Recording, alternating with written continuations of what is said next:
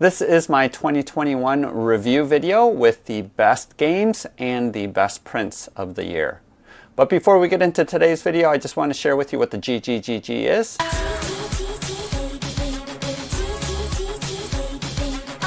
Each month, Bob the Beholder picks some of my Patreon supporters to receive gratitude gifts. And for this month of December of 2021, we have the printed and painted Druid's Palace from the Rise of the Halflings Kickstarter from Printable Scenery. We have 3 all-in pledges from the Zone Quantum Tempest Kickstarter. And the final gratitude gift is $100 towards either the Ancient Blood Order of the Vampires Kickstarter or the Barnes & Noble's GW exclusives, Fire Team, and Bladeborn. If you want to find out more information, go ahead and click on my link below to go to my Patreon page, and there you can get all of the details. The draw is going to be happening this Sunday, January 2nd, so stay tuned. So 2021 was a lot better of a year for gaming than in 2020 when I didn't do any gaming hardly at all. And this year, probably around springtime, our gaming group finally was able to get back together again, and we gamed every other Friday, and then on Tuesday nights I played Gloomhaven Online. This video is split up into 2 sections, so use the timestamps below if you want to fast forward. But we're going to start off with games, and then we're going to go with 3D prints. I also have those in separate categories, and we're going to start off with my favorite category, which is dungeon crawlers. Last year's game of the year was Gloomhaven Online, and I continued to play Gloomhaven, and this year they finally came out of beta version, and the whole campaign is now available online, and so I've been playing that, have been enjoying it a lot. I think the campaign actually is more difficult than the beta was, and I'm actually liking that as well. So looking forward to playing the campaign. Playing it online is, interestingly enough, my preferred version, just because the computer keeps track of all of the AI of the enemies, which I was not always sure how to run the AI with the tabletop version. We'll see once Frosthaven comes out whether or not I switch over to tabletop. But for now, the digital version is really fun for me, and I've really continued to enjoy that experience. Another dungeon crawler that our Friday night gaming group has really enjoyed is Descent Legends of the Dark, or Descent 3. And I was really worried that I wasn't going to like this game because there was so much hate for the game before it even delivered. But it has ended up being a really, really good game where I feel like they're finally utilizing the app in a way that's very creative and opening things up more than just taking care of what would have been a regular tabletop experience. The app really makes it so that the monsters can be variable in terms of their hit points, and in fact, every round, the armor class of the monsters changes for some of them. And so you're not entirely sure what they're going to do, so the AI is a lot deeper. The monsters do different things. They cast spells. By having the app, it is multiplying the variability of all of the monsters and of the scenarios manyfold. We're about halfway through the campaign, and our gaming group has really enjoyed playing Descent. So I don't know about all of the pre-game haters, but this has turned out to be one of the best dungeon crawlers of the year. And then another one that I really enjoyed playing solo has been Dungeoneers. And now the name is being changed to League of Dungeoneers, and I recently made a video showcasing the upcoming Kickstarter that's going to be happening in March of 2022. Super excited about that. I had a lot of fun playing that game. It was an excellent experience solo, and like I've mentioned in a lot of my HeroQuest videos, this is a great replacement to provide a lot more depth than the original HeroQuest rules. I also played Chronicles of Drunagor as well as Time of Legends Destinies, and those ended up being a little bit of a disappointment. I need to, again, try playing a little bit more of Chronicles of Drunagor, but I actually ended up playing more of Dungeoneers just because I liked playing that game more. But we'll see. I'm going to keep Drunagor just to try it out some more. I didn't really paint a lot of the miniatures yet, so I'm going to see whether or not I like that game a little bit more before deciding whether or not I'm going to get rid of it. But definitely, I did not like Time of Legends Destinies. It was probably the most disappointing game of 2021, and I ended up giving that away as one of the GGGGs. But I do know that a lot of people do like the game, and similarly, I really didn't like Chronicles of Time either, so I don't know whether or not it's just Lucky Duck Games that I don't like, or the implementation of the app, which I think is ingenious, but just Destinies did not capture me at all. So that was probably the most disappointing game. But among all of the dungeon crawlers that I played this past year, I will pick Descent Legends of the Dark as my game of the year, or the dungeon crawler game of the year, because we've been enjoying that so much. The second category is the best thematic game, and these are games that just ooze with theme, as well as the implementation of gameplay fits the theme. So I have 3 different games that I played this past year, so Nemesis being one of them, and has been reported on Board Game Geek as being one of the most thematic games that are out there. But I also played Food Chain Magnate, which really gives a feel for capitalism and trying to start your own business and competition. It really captures that sense well, and I have enjoyed playing that game a lot.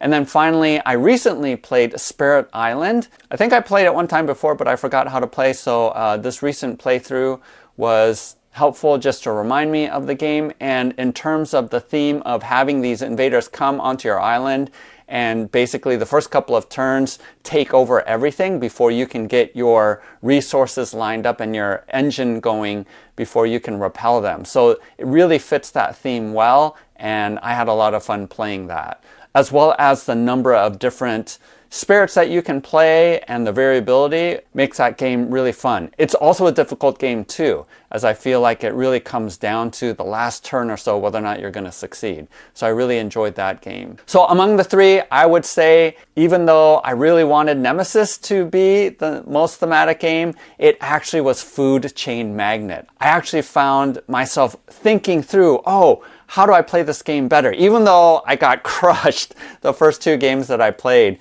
it's the kind of thing where it got me thinking afterwards of, next time I want to try this, or next time I'm going to try this strategy. So the depth of the rules and the strategies that you can have, it's so varied that it just made me think, how can I optimize my gameplay better? How can I be more competitive? And which are the cards that I wanted to grab? So surprisingly, this Euro game, I think it's from Germany originally, I actually liked a lot. It's a little bit hard to get, and it's pretty expensive for being a non-miniature game, but I think that the theme of it really captured me even more so than Nemesis, which I really enjoyed and liked. But this in particular, I think, really, in terms of theme and capturing that sense of competition and building up a business, really captured it a lot, and made me feel like I wanted to play more. The final category of games that I want to judge is my skirmish games, or war games, tabletop wargaming. And there are 3 primary ones that I was introduced to and tried out this past year. First one being Moonstone. This is a really cool game that I really like the winsome miniatures, and this set really worked well with the Hagglethorn Hollow 3D prints. Just in terms of stylistically, I think the whole package works well together, and the rules are really unique. So I really like Moonstone a lot. Obviously, I played one-page rules. I was introduced to that this year. In particular, I adopted the Fantasy Mass Battles rule set and created my Lizard Army using the alternative prints. So really like one-page rules, how simple it is, how streamlined it is, how non-GW it is. Basically redeems mass army battles for me. And then finally, I also played Mythos for the first time and really enjoyed that rule set. Had a lot of fun with it, and I did come out with videos for all 3 of these rules in terms of how to play. Make sure to check out video links below. Out of those 3, I think I liked one-page rules the most. Just because the rules are free, I really respect one-page rules a lot for what they're trying to do. The miniature quality that they have been producing has been excellent. So overall, I really want to support that company and want to support what they're doing there. So that takes the #1 spot for 2021 in terms of tabletop miniature wargaming. So out of the 3 categories, if I were to pick my game of the year between Descent Legends of the Dark, Food Chain Magnate, and one-page rules, which one would I pick? And I think I will have to go to my game of the year being Descent Legends of the Dark. Mostly because dungeon crawlers is still my favorite category, so I am going to declare Descent Legends of the Dark as my game of the year for 2021. Before we go to 3D prints, just want to say what I'm looking forward to in terms of gaming in 2022.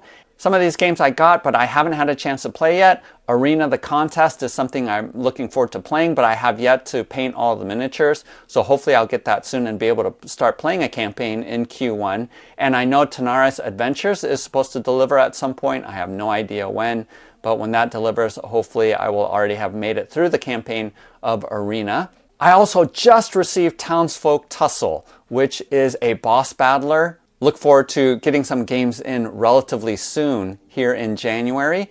I am currently working on, of course, 3D printing out some terrain for that game because it just screams needing 3D terrain. I'm also looking forward to Oathsworn. Again, I'm not entirely sure when all of these games are going to deliver, but hopefully it will be this year. I've been looking forward to these games since 2020, but all of them have been delayed. I was hoping that some of them would arrive in 2021, but it looks like a number of them are being pushed even further into 2022, possibly even later than that, who knows. But still, if they come, I'm totally looking forward to Oathsworn. Storm Sunder is another one that I know hopefully the first wave will be coming soon, and looking forward to playing that as well. So a good number of dungeon crawlers, as well as Dungeon Universalis that is supposed to be delivering hopefully in the Q1.